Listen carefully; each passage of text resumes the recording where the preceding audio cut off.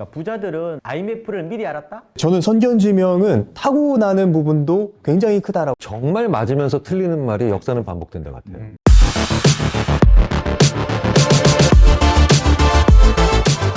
요즘에 폐기물이라고 해보지 막내 아들도 어떻게 보면 과거에 돌아가서 미래에 대한 상황을 다 알고 펼쳐진 아버지 막내 아들. 예. 야, 그 얘기 한번 좀 해봐야 되겠네요. 예. 야. 우리가 말을 꺼냈습니다. 네, 재벌주만에 네. 진양철 회장. 아, 네, 그리고 누구죠? 송중기 씨가. 네, 진도준. 마지막은 좀 이상하게 끝나가지고 좀 진도준의 삶은 충분히 공감을 하고 감정이입은 되는데 좀 더 냉정하게 바라보면 이거는 불공정한 게임일 수 있겠다. 미래를 다 알고 있는 건데 외환위기를 미리 알고 그래 달러를 미리 쌓아놓고 있고 한일 월드컵이 우리가 4강 된다는 걸 어떻게 알고 선지자적 삶 같은 느낌이 있죠. 이게 게임 자체가 안 되는 거잖아요. 요새 그 30대들이 얘기하는 공정 개념하고는 좀 배치되는 게 아닌가. 대치되는. 세상에 이 가장 쉽게 사는 방법은 수학 문제를 다 보고 푸는 거예요. 답을 알고 있잖아요. 궤도를 알고 있는 상태에서 액션을 취할 때는 선택이 쉽죠. 학습 효과 같은 개념도 있어요. 제가 봤을 때는 현실하고 좀 많이 동떨어져 있다. 내일이 어떻게 바뀔지도 모르는 우리 일반적인 일상 삶과는 너무 괴리되어 있다는, 처음부터 창과 방패의 싸움이 아니라 기울어진 운동장 같은 느낌이 있단 말이에요. 뭐 게임으로 치면 치트키지 뭐. 그렇죠. 치트키를 쓴 거죠. 그러니까 부자들은 뭐 IMF를 미리 알았다? 그래서 미리 달러로 바꿔놨다? 진도준처럼.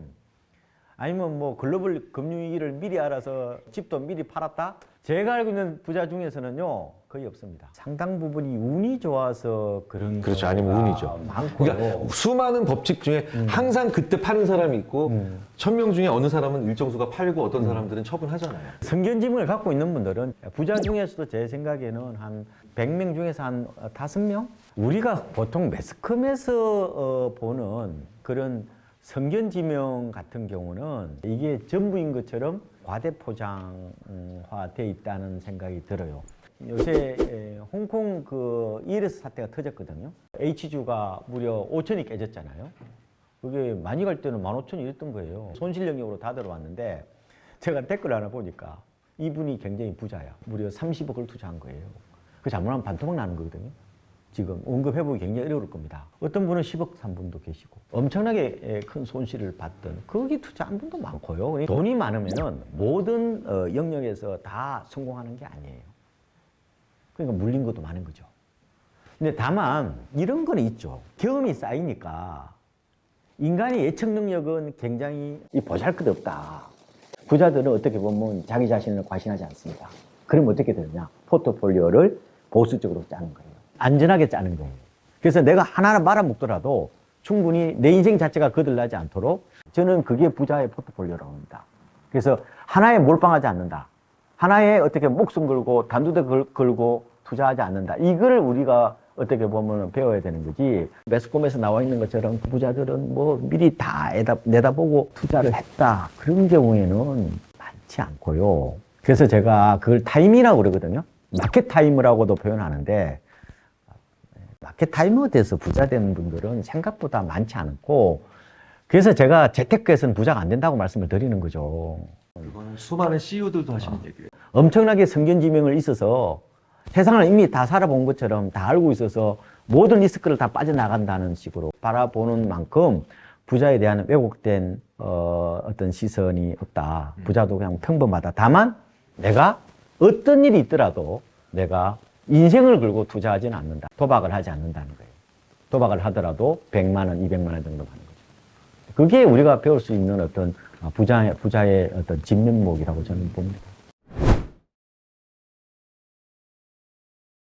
그 성견지명은요, 말 그대로 이제 미래를 내다볼 수 있는 통찰력이나 뭐 인사이트가 있는 어떤 사람들을 일컬 때 얘기하는 거잖아요. 근데 충분히 저는 노력하면은 저는 일부 가능할 수 있다고 봅니다. 지식이 이게 많이 축적이 되면 제가 아까 지혜로 바뀐다고 그랬잖아요. 지혜가 어떻게 보면 인사이트나 통찰력, 이게 바로 성견지명이라고 봐요. 그래서 꾸준히 학습 효과 이런 걸 통해서 기억의 총량을 늘려야 돼요. 지식은 기억의 총량이거든요. 그래서 지식을 늘리면은 무조건 또 이렇게 늘린다고 되는 것도 아니지만 그래도 성견지명을 가질 확률이 높다 이렇게 말씀을 저는 드리고 싶고. 근데 저는 선견지명은 타고나는 부분도 굉장히 크다라고 생각합니다. 오, 이거 좀 재밌죠? 위험할 수도 있는데? 이렇게 말하면 네, 아마 네, 사람들 네. 원래 어그로를 끌어야 되기 때문에 제가 이렇게 말씀드린 이유는 잘못된 선택은 결국 이제 우리가 이제 어떤 성취를 이루기 위해서는 좋은 선택을 하는 게 아니라 잘못된 선택을 피하는 게 굉장히 중요하다고 생각합니다. 잘못된 선택을 할 때 가장 많이 개입하는 게 맥락과 감정과 상황. 기질적으로 예민한 사람들, 뭐 신경증적인 성향이 높은 사람들은 그런 감정에 쉽게 휘둘리겠죠. 그런데 신경질적인 게 좀 덜 예민한 사람들은 그래도 무난한 선택을 할 가능성이 높지 않을까라는 차원에서 이렇게 말씀드렸지만 그렇다고 해가지고 사람들이 무조건 타고나는 거냐? 그건 또 아니라고 생각하는 게 예민한 사람들, 신경질적인 성향이 높은 사람들이 그걸 단순히 나는 예민한 사람이야 라고 생각하는 게 아니라 예민함을 이용할 때 저는 오히려 성견지명을 더 크게 활용할 수 있다. 예민함이. 예, 라고 생각을 합니다. 실제로 예민하다가 사실 여기서 핵심이잖아요. 이게 왜 그 일자샌드라고 하는 사람이 Highly Sensitive, Sensitive라는 책에도 그런 내용이 나오는데 예민하지 않으면 그런 일들을 못하죠. 근데 사실 저도 그래서 일맥상통하는데 저는 그렇게 얘기해요. 제가 봤을 때 결과적으로 선견지명이 있는 분들의 입에서 거의 안 나오는 말이 있습니다. 그게 바로 뭐냐? 내 그럴 줄 알았어. 이게 거의 없어요. 후견지명. 예. 이거 진짜 없어요. 내 그럴 줄 알았어라고 하니까 이제 안 배우는 거예요. 이 벌어진 일들로부터 배우지를 못하는 거예요. 그러니까 경험이 많아야 되잖아요. 말씀하셨던 것처럼. 그런데 그 경험에 갇혀.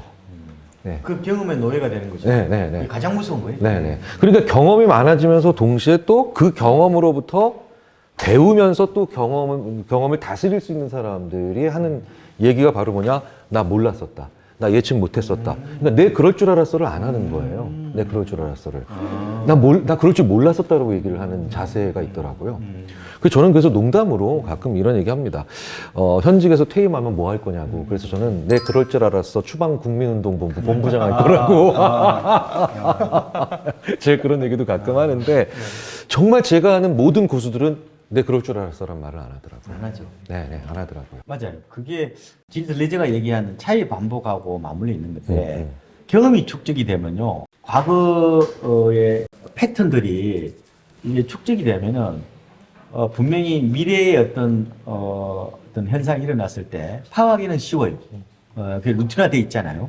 도식화되어 있기 때문에 가능한 건데 다만 이게 차이 반복인 것처럼 역사는 이렇게 반복이 되는데 똑같이 나타나지 않기 때문에 문제예요. 맞아. 그래서 오히려 경험이 조금씩 달라져요. 경험에 오히려 지옥에 빠질 수가 있는 거예요, 이게. 그래서 지금은 농경 시대가 아니잖아요. 농경 시대는 경험으로 갖고 먹고 살았죠. 그래서 옛날에 이런 말이 했단 말이에요.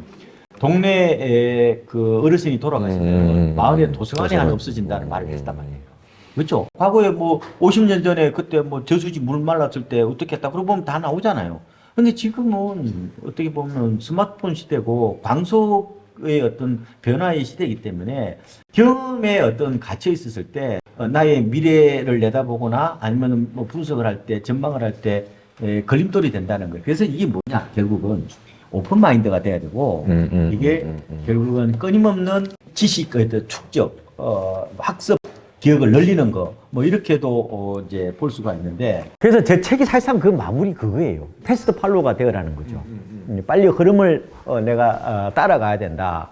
그래야 내가 지금 그나마 내가 온전한 삶을 누릴 수 있다. 이렇게 이제 보는 건데 기성세대들은 MZ세대의 뭐 공간과 소비 패턴을 일단은 이해를 하고 같이 따라가려는 어떤 그런 발버둥을 해야 된다는 거고 MZ세대들은 뭐 안 늙어가느냐. 요새 뭐 젊꾼이라는 얘기 많이 하거든요. 젊은 꼰대라고도 표현하는데 그만큼 세상이 빨리 변하기 때문에 MZ세대도 알파 세대의 어떤 그런 니즈나 마인드를 같이 나눠야 된다. 당신은 안 늙을 거냐. 그래서 우리가 성견지명을 진짜 갖추려면은 내가 과거의 경험도 알아야 되지만 결국 미래를 내다보기 위해서는 이 끊임없이 변화하는 이 세상과 호흡을 할 줄 아는 이런 게 어떻게 보면은 중요하지 않느냐. 성견지명을 과거의 어떤 경험치 가지고 한다 그러면은 지금은 그게 안 통한다는 거예요. 지금 말씀해 주신 부분들을 좀 정리해 보니까 같은 경험을 하더라도 누구는 이게 레벨업, 그러니까 소위 말해서 경험치가 되는 사람이 있고 경험치가 다운되는 사람이 있겠다라는 생각이 들었습니다.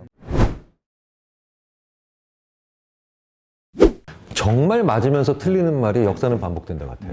네, 그러니까 역사에서 무엇이 반복되냐, 그러니까 아무런 알맹이가 없는 말이야. 그렇죠. 네, 아무런 알맹이가 없는 말인데 분명히 뭔가가 반복되는데 그게 디테일이 반복되는지, 프레임이 반복되는지, 맥락이 반복되는지 이걸 모르니까 그냥 알맹이 없는 말로 자기 주장을 그냥 얘기를 하는 게 되는 것 같은데요. 지난번에 그랬으니까 이번에도 똑같이 그럴 거다라고 얘기하는 만큼 무서운 게 없죠. 이번에 부동산 시장도 똑같잖아요. 하우스푸어 사태가 2012년에 그게 다 됐고 이번에는 영끌푸어 사태라고 대를 이어서 하우스푸어 사태가 일어난 거거든요. 그런데 그때하고 달라요. 집값은 폭락이 왔지만 다른 거죠. 10년 전에는 대형이 폭락이 왔고 재건축이 폭락이 왔고 강남이 폭락이 왔어요. 지금은 세상의 주역이 MZ잖아요. 집값이 폭락이 오더라도 이번에는 대형 아파트 하나도 안 빠졌고 재건축 덜 빠졌고 강남도 덜 빠졌어요. 이번에 어디가 많이 빠졌느냐? 시장이 움직이는 세력이 누구냐? MZ니까. MZ가 돈이 그들이 없잖아요. 사는 곳이. 그럼 어디예요? 강북. 수도권이 이번에 버블이었고.